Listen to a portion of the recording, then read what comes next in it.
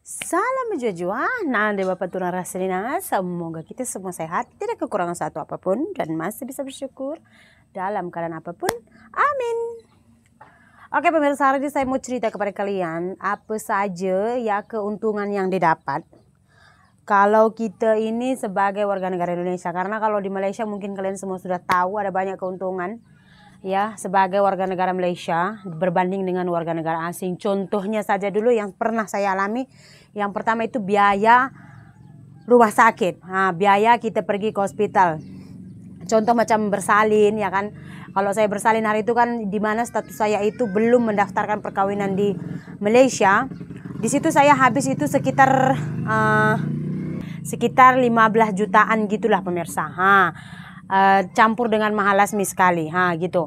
Jadi kalau misalnya kemarin saya Madawan, masa itu saya sudah daftar kawin. Jadi saya hanya habis kemarin dalam 128 ringgit kut. Dan itu pun jadinya gratis. Kenapa? Karena biayanya itu akhirnya ditanggung oleh company tempat suami saya bekerja. Sudah pergi nakku.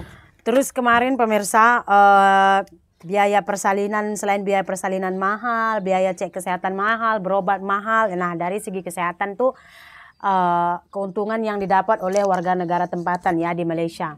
Terus ada banyak bantuan-bantuan yang diperuntungkan yang diperoleh warga negara tempatan, yaitu golongan B40 katanya pemirsa. Macam kurang mampu lah kita bilang kalau di Indonesia gitu. Jadi boleh diperoleh gitu pemirsa. Jadi apa sih keuntungannya menjadi warga negara Indonesia berbanding dengan warga negara asing yang tinggal di Indonesia? Saya hanya ceritakan kepada kalian yang saya tahu saja. Yang lain saya tidak tahu, saya tak berani memberikan info ya pemirsa. Mungkin ada setengah daripada kalian tuh yang mengetahuinya lah pemirsa. Ya. Yang pertama dulu pemirsa, Indonesia itu ada undang-undangnya wajib sekolah 9 tahun. Jadi 9 tahun itu artinya sekolah rendah 6 tahun, terus SMP 3 tahun. Jadi wajib sekolah katanya. Jadi kalau kamu warga tempatan, warga negara Indonesia lah saya bilang.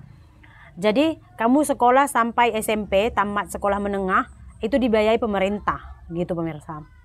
Dibiayai ini udah lama sih. Undang-undang ini udah lama karena saya juga mengalami, cuma dengan catatan kalau kamu sekolah di sekolah pemerintah pemirsa, di sekolah pemerintah. Kalau sekolah di swasta tuh enggak ya. Jadi kalau warga negara Indonesia terus kamu pandai, biasanya kan kalau sekolah di sekolah negeri ini tuh harus pandai ya, karena untuk masuk ke sekolah negeri ini harus ada dia macam markah berapa yang harus didapat ataupun tes gitu, harus dibuat ujiannya gitu pemirsa. Jadi kalau masuk ya udah kamu nggak bayar uang bulanan, iuran sekolah yang per bulan tuh nggak bayar. Terus buku paket yang kita pakai itu biasa kita pakai sewa aja. Bila kita dah habis tadi kita akan balikkan lagi. Begitu juga yang saya peroleh dari si Mahalasmi. Sebenarnya anak saya nih sekarang tuh saya bilang, kenapa tadi saya bilang tuh dia tuh nggak 100% warga negara Indonesia, karena nicknya itu hanya nick sementara. Kalian tahu tak kalau di Malaysia tuh ada namanya PR, permanent resident kan. Dia senang nak cakap pemirsa, anak saya nih tinggal di sini tuh macam kalau orang warga asing tuh tinggal di Malaysia macam pemegang IC merah gitu pemirsa.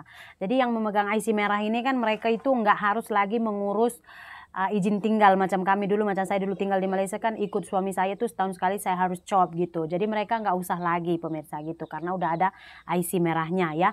Tapi status dia bukan warga negara tempatan ya, dia hanya pemastautin, dia hanya permanen tinggal di Malaysia gitu. Kayak gitu juga anak saya, mereka nggak akan jadi warga negara Indonesia, mereka masih berkewarganegaraan Malaysia, cuman mereka sekarang itu tumpang dengan saya gitu pemirsa. Makanya ada keistimewaannya gitu pemirsa. Jadi karena macam IC merah ini juga kan bisa dimohon macam yang lahir di Malaysia ya kan, atau anak angkat dari orang Malaysia, boleh mereka memohon untuk IC merah ini, dan ada kriteria-kriteria lain lah pemirsa untuk bisa memohonnya.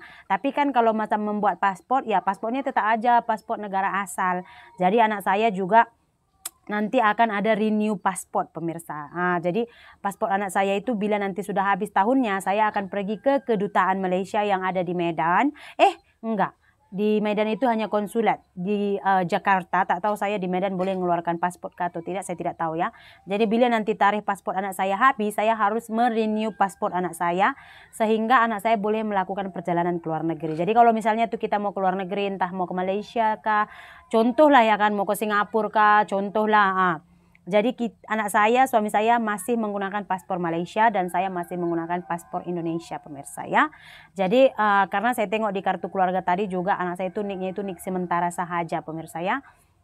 Nah itulah dia, jadi keistimewaan macam wajib belajar itu anak saya dapat. Dapat dia karena mak dia tuh orang sini. Karena kemarin saya daftarkan anak saya kan, saya tanya, Bu ini buku-bukunya gimana Bu? Nah ini bukunya tuh ada 100.000 satu buku, kata bu gurunya. Tapi ini Bu disewakan, dipakai aja, nanti kalau udah selesai dibalikkan lagi katanya. Jadi anak saya dapat hak keistimewaan warga negara Indonesia, pemirsa, karena mereka sudah ada NIK, nomor induk keluarga ataupun nomor IC. Karena NIK mereka ini akan kekal boleh dipakai sampai umur mereka yang sudah ditetapkan, pemirsa. Nah sampai nanti umur yang sudah ditetapkan itu maka mereka akan dimintai untuk memilih warga negaranya gitu, pemirsa. Jadi anak saya mendapatkan keuntungan itu. Cuman saya ada plan mau ngurus BPJS. BPJS anak saya itu macam insurans kesehatan yang dibuat oleh pemerintah Indonesia dengan biaya yang murah ya. Ada yang 30.000 satu bulan, ada yang 50.000 satu bulan, sekitar 10 ringgit atau 15 ringgit satu bulan, pemirsa. Dan bisa dipakai di mana-mana hospital dan untuk pelayanan apa aja gitu. Nggak semua lah, tapi kalau setakat operasi ya kan, operasi bersalin, operasi apa-apa tuh banyak lah. Kayak kemarin saya bawa si Madeben pergi jumpa dokter spesialis, mereka tanya ada BPJS-nya nggak Bu gitu. Jadi ditanya gitu, saya bilang nggak ada. Jadi kalau misalnya tadi tuh yang biaya saya berobat membawa Madeben itu habis 475.000, itu lebih kurang dalam 150 ringgit.